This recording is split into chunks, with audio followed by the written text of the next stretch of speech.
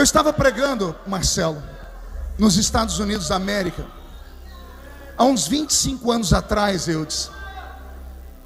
E o pastor que me hospedou me disse: você já ouviu falar do pastor Benny Hinn? Eu disse: de longe. Ele falou: ele vai estar aqui hoje no estádio. Quer ir lá? E eu disse: eu quero. Eu queria ouvir o maior pregador do mundo. Conseguimos um lugar na plataforma de honra. Ficamos assim do lado direito, sentados pastores, centenas de pastores. E tinha 2 padres sentados, de batina e tudo. Atrás um grande coral. Um estádio com umas 30, 40 mil pessoas. O pessoal estava cantando. Quando o pastor Benny Hinn chegou, todos ficaram de pé, aplaudiram. Eu já me ajeitei na cadeira, peguei uma caneta e um papel. O irmão do meu lado estava traduzindo, disse: vai falando aí. Que ele fala: eu quero anotar, o maior pregador do mundo. Ao invés de ele pregar, ele olhou para a igreja e começou a falar assim: Beto, eu vou falar, você me traduz aí. Ele olhou para a igreja e disse assim: brothers and sisters, irmãos e irmãs, I'm so tired. Eu estou tão cansado. I need some rest now. Eu preciso descansar agora. Ele foi para pregar e falou que estava cansado e precisava descansar. Eu já dei uma ajeitada na cadeira, falei assim: ah, se é na minha igreja, assembleiano, né? Os irmãos falaram amém. Ele pediu uma cadeira, botaram a cadeira e ele sentou. Quando ele sentou, eu falei: Jesus, que reverência, vai pregar sentado. Não bastasse ele estar sentado, ele cruzou a perna. Isso para nós era pecado mortal. Até hoje, quando eu vou cruzar a perna, eu lembro da mão do pastor batendo no meu joelho e tirando. É automático, eu não consigo cruzar a perna. Eu vou cruzar, minha memória volta lá atrás, meu pastor batendo na minha perna, dizendo: homem de Deus não cruza a perna no púlpito. E ele estava lá de perna cruzada. Eu falei: americano. Ele começou a pregar. Pense numa pregação ruim. Jesus entrou na cidade, olhou para a árvore: Zaqueu, desce daí, que me convém estar na sua casa. Foi me dando um sono. Falei: Jesus, esse é o maior pregador do mundo. Olha o que eu falei para mim mesmo: se eu pego esse microfone. Eu virava no giraia naquele lugar. Falei: eu boto esse povo tudo para pular, né? A gana do pregador assembleiano. Estava indo tudo muito bem, eu quase dormindo. De repente, irmãos, ele descruzou a perna, parou de falar. Aí eu olhei para ele para ver o que deu. Ele deu um streamlick nele, que ele fez assim, ó. Lembra aquele negócio que a mãe da gente falava? Quando dá, você fala: passa a morte que eu estou forte. Quem lembra disso? Dá aqueles arrepios assim. Foi desse jeito, Marcelo. Ele fez assim. E eu falei: ih, o que está acontecendo ali? Aí ele falou assim: wow, it's here. Ele está aqui. And Holy Spirit, o Espírito Santo, it's here. Está aqui. E ele ficou em pé. Ele olhou para o povo e começou a perguntar: are you feeling? Você está sentindo? And you? E você? Are you feeling? Está sentindo? Because I'm feeling. Porque eu estou sentindo.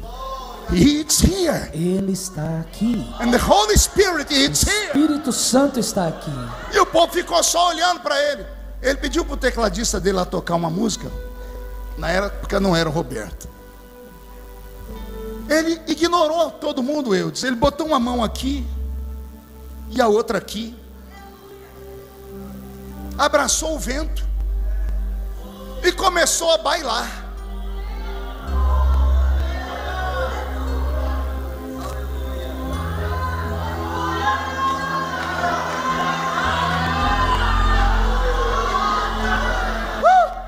Ele dançou. Na medida que ele foi dançando, eu não entendi nada. Eu só senti um arrepio subindo pelo corpo. O estádio foi ficando em pé. Todo mundo ficou em pé. Entramos numa adoração. O estádio foi tomado por uma atmosfera diferente. De repente ele parou nessa posição. Ele estendeu uma mão para cá e a outra para cá. Nessa época ele estava sendo perseguido nos Estados Unidos porque falava que ele soprava. Então ele parou de soprar. Então ele estendeu a mão para cá, a outra para cá e disse: Holy Spirit, Espírito Santo, touch Toque Touch the people. as pessoas. Now. Agora. Touch.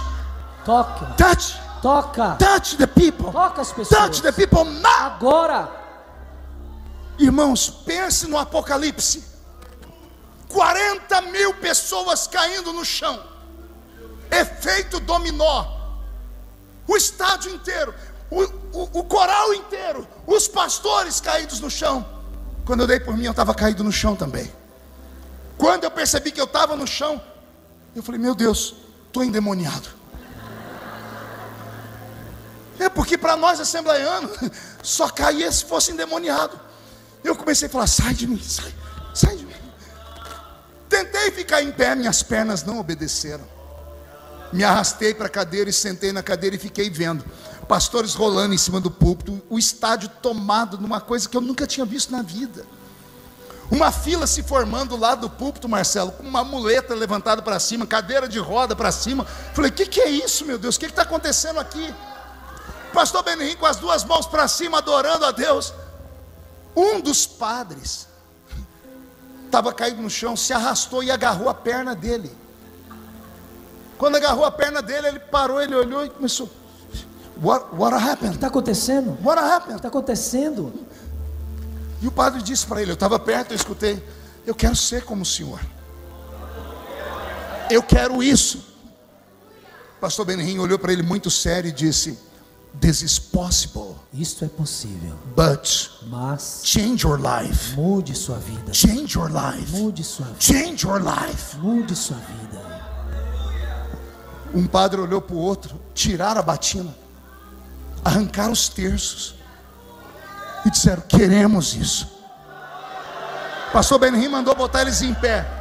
Ele derrubou esses homens umas 30 vezes. Ele orava, eles caíam, mandava os assessores depois em pé. Isso, eu acho que era para descarregar, né? Era para expulsar tudo que não era ruim. Depois, umas 30 vezes, o pastor Benihim disse, estenda a mão para o povo e ore pelo povo. E os padres levantaram a mão. Eles levantaram a mão, o povo caía para o chão. Eles olhavam para a mão. Eles estendiam a mão, o povo caía para o chão. Eles olhavam para a mão e perguntaram, o que é isso? O pastor Benihim disse, é o meu amigo, é o Espírito Santo. Ele está aqui. Eu disse, naquela noite eu não dormi direito. Eu rolava na cama de um lado para o outro. Eu disse, Deus, o que é isso? O que foi que eu vi aqui? Um homem de carne e osso como eu, mesma matéria que a minha. O que é que ele tem que eu não tenho? E o Senhor falou comigo, Ele me conhece na intimidade. Acordei de manhã, falei com o irmão, ele disse, ó, tem um livro aqui da vida desse homem. Bom dia, Espírito Santo. Eu comi aquele livro, eu devorei o livro. No livro ele conta que ele era um menino gago, tão gago que a família não tinha paciência de conversar com ele. Ele não tinha amigos, com exceção de um único que tinha paciência de conversar com ele. E esse amigo convidou ele para ir no estado da Pensilvânia, para um culto na cidadezinha de Pittsburgh. E ele foi com um amigo para lá. Chegou lá às 5 da manhã, entrou numa fila imensa. Às 6 horas da manhã, abriu a porta do teatro. Entrou uma multidão. Ele disse que ele ficou em pé no meio do povo, que se ele levantasse a mão, ele não ia conseguir baixar mais. Começaram a tocar uma música. E entrou o pregador daquele dia. Mulheres, escutem. O pregador daquele dia era uma mulher, a senhorita Catherine Kuhlman, uma ruiva de 1,90 m, olhos azuis, que estava pregando no teatro da cidade, porque as igrejas fecharam as portas para ela. Ela anunciava que está no lugar, as pessoas iam para onde ela estivesse. A senhorita Kuhlman foi a única mulher da história do mundo que parou a cidade de Las Vegas, a cidade do pecado, a Sin City. Os cassinos fecharam uma única noite na história para irem ver essa mulher pregar. 100 paralíticos andaram em uma noite. Ela não era pregadora como eu, de gritar, de fazer e acontecer. Ela só orava.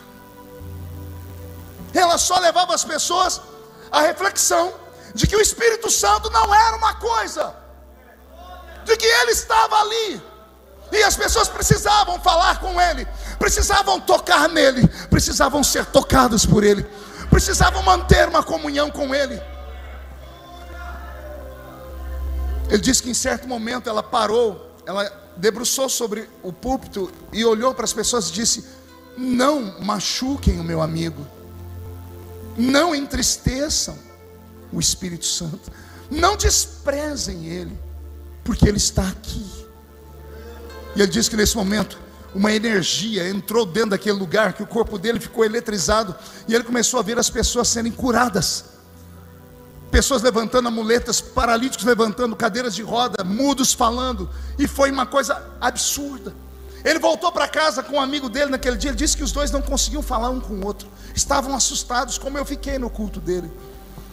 Naquela noite, ele dormia num quarto com o irmão dele, ele ficava no andar de cima da beliche.